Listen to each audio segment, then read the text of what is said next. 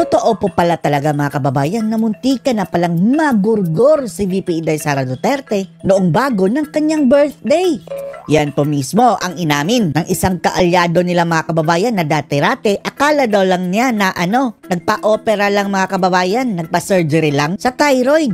Pero hindi po pala mga kababayan dahil tinangkaan po daw talaga ang buhay ni VP Sara. At nangyari daw ito noong bago ang kanyang birthday. Ang birthday po ni VP Sara Duterte mga kababayan is May 31. Kinabukasan, June na mga kababayan. Napansin nyo, matapos ang insidente ito mga kababayan, ano ang ginawa ni Sara? Di ba nag-resign siya bilang DepEd Secretary? Apparently mga kababayan, isa ito sa naging hudyat sa pagkalas niya sa gabinete. At inamin na rin yan ni VP Sara Duterte mga kababayan na sinubukan siyang gurgurin. Mayroon po siyang video niyan pero hindi lang natin sineryoso nung una. At nung tinanong si Sara kung sino ang gustong gumurgor sa kanya, ang sabi niya, silang lahat. Tapos ngayon mga kababayan, yung sinabi lang ni Sara na banta na walang laman, ay panic mode na sila mga kababayan. Imbestigahan ni Sara, pinasampi na pa sa NBI. Pero nung nangyari ito kay Sara mga kababayan, ay tahimik lang sila. Panoorin niyo po ha. I-flashback lang muna natin ito mga kababayan ha. Sinubukan nila akong igurgur. Pero gilitan mga kababayan yung gurgur ha. Gilit sa lieg slash the neck. Akala natin parang hindi natin sineryoso ito mga kababayan pero may blatter pala. Si Sara na mismo ang nagsabi mayroon silang mga police blatters. Hindi sila nagtagumpay. Hindi sila nagtagumpay.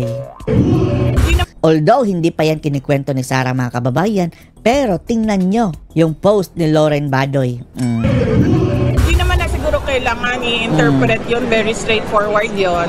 Tinanong ako kung ano yung nasa leeg.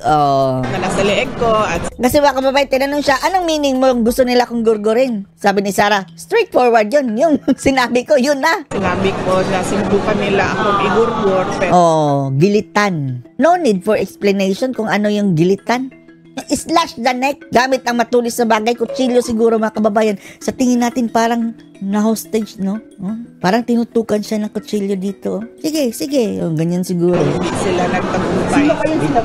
Sino ba yun sila? Silang lahat. Silang lahat. Ang mga bangag na kababayan, tambaluslos at mga kokak dyan. Silang lahat ang may pakana. So NBI, nasaan ang investigation nyo ngayon? Totoong may threat kay Sara tapos ngayon, dito kay Sara bunganga lang na kung mamatay siya at posible pang pa-filean ng paglabag daw sa anti-terrorism law mga kababayan. Mio. Ginawa pag terorista si Sara. Tingnan uli natin, babalik tayo. Anong nangyari sa kanya nung Mayo? May 31 ang kanyang birthday mga kababayan ha. Eto mga kababayan nung nag-anunsyo na siya ng resignation. Diyan natin unang napansin iyan. Fresh pa ang sugat mga kababayan. Around June ito mga kababayan.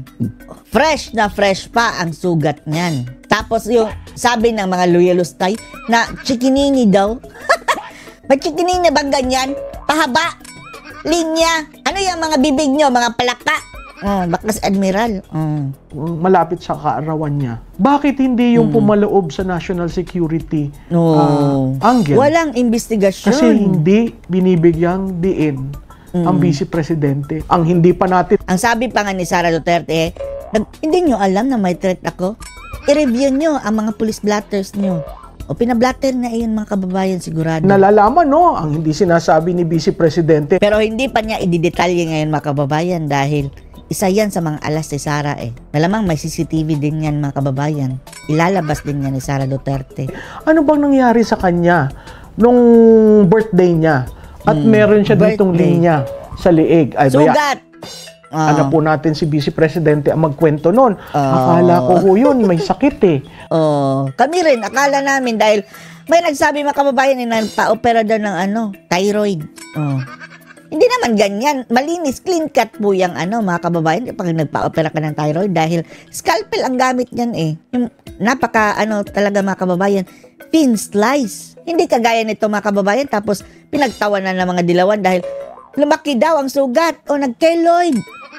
Keloid ang tawag dyan mga loyalustay. Lalong-lalo na yung sugat ay malaki ang hiwa. Oh. At nagpaalis ng thyroid, hindi naman pala ho. Hindi naman pala. Si Sara na mismo ang umamin, ginurgur siya. Sinubukan siyang gurgurin. Pero hindi ho ako ang magsasabi sa inyo niyan, no? Ang tingin natin sa Vice Presidente, spare tire. Pero sa mga curious mga kababayan, mayroong mga marites si si Dr. Lauren Badoy niyan. Again, nasa saligang batas. Ang sinabi doon, pwede mong bigyan ng katungkulan at hindi subject sa confirmation ng Commission on Appointment. Ganun na lamang pong pagbibigay diin ng saligang batas sa kanya. Tapos yung NBI mga kababayan, grabe kung makapag-utos si Sara. Inuutusan kita na pumunta ka dito at sagutin mo itong mga asunto mo.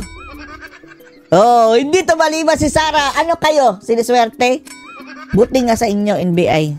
Sana ho, wag natin bastusin ang institusyon. Binastos si Sara. Sana ho, ating gamiting gabay ang Admin Order 451, Series of 1981, na mismong ama ng Pangulo ngayon ang pumirma niyan. Ama ni Ngagnag. At klarado ho, siguro ho sa protokolyo, dapat ang mga kasundaluhan at ang PNP maintindihan, lalo na ang NBI, maintindihan na hindi basta-basta yung tinatawag yung second in line mga kababayan Tapos ang NBI parang nakapagpatawag ng yung mga kriminal. Halika dito! Bartolina.